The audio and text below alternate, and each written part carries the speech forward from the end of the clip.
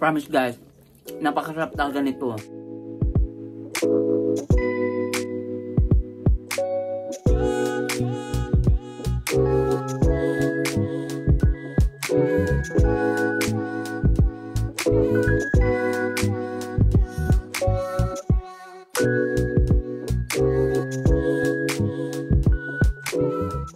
Hi guys, it's Rich and welcome to my vlog. So for today's video ay lalafang tayo nitong aking mga pinabiling foods from Family Mart convenience store here in Japan. So first, Pamichiki. Okay, so these are my favorite talaga because it's a fried chicken naman. Napakasarap talaga nito guys, promise. Lapangin na natin.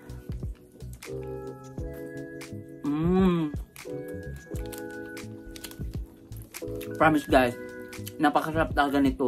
As in, isa to sa mga favorite ko talaga.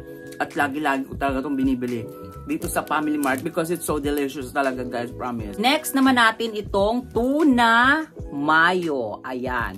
So itong tuna mayo na ito guys ay talagang favorite ko to kasi napakadali talaga nitong kainin. As in, lalo na pagka nagta-travel ako, ito lang talaga ang panglaban ko sa gutom. Super easy lang kasi talaga nito guys. And may step-by-step naman yan eh.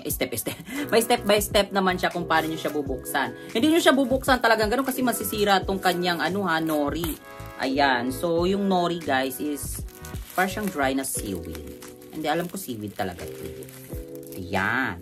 So napakasarap talaga nito guys. So ganito yan ha. Dapat ganito talaga yan.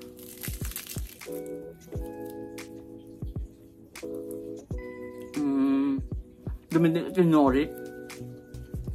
Ang sarap talaga ito. Favorite ko talaga ito guys. Kasi look. Ayan siya.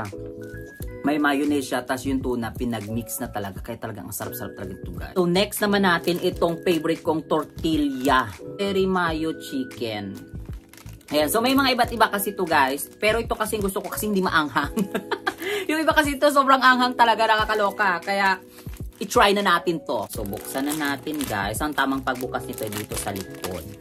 Ayan. So, napakasarap din ito guys. As in, parang siyang, hindi ko kasi ma-explain kung ano ito eh. Ang sarap talaga niya. Promise.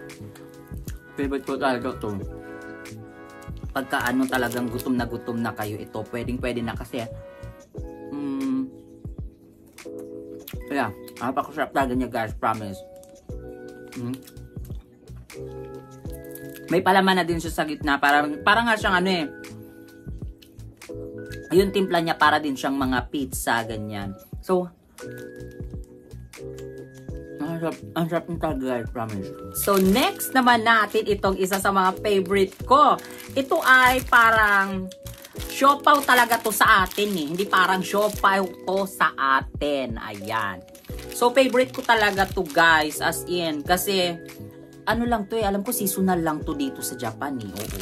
Seasonal lang tong binebenta sa mga convenience store.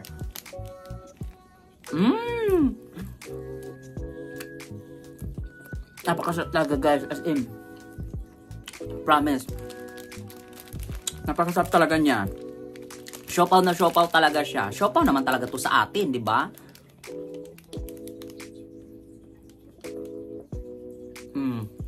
As in, napakasarap. Talagang siopaw na siopaw siya. So, ang last natin ay itong dessert. Ayan. So, ito guys, favorite na favorite ko to kasi para siya talagang sa atin eh.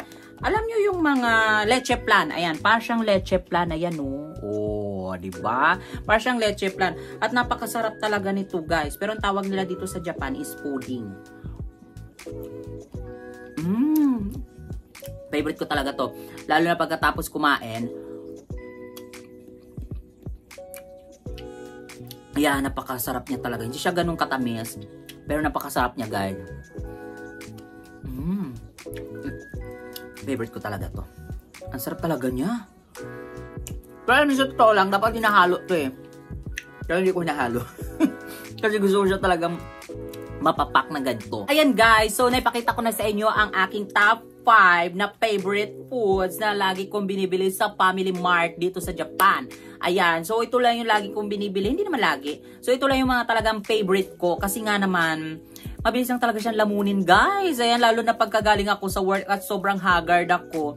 Talagang ito lang yung mga binibili ko, pang tanggal ko lang talaga ng stress at pagod sa trabaho. Nakakaloka. So, thank you so much, guys, for watching this video. At sana nag-enjoy kayo sa ating vlog for today. Ayan.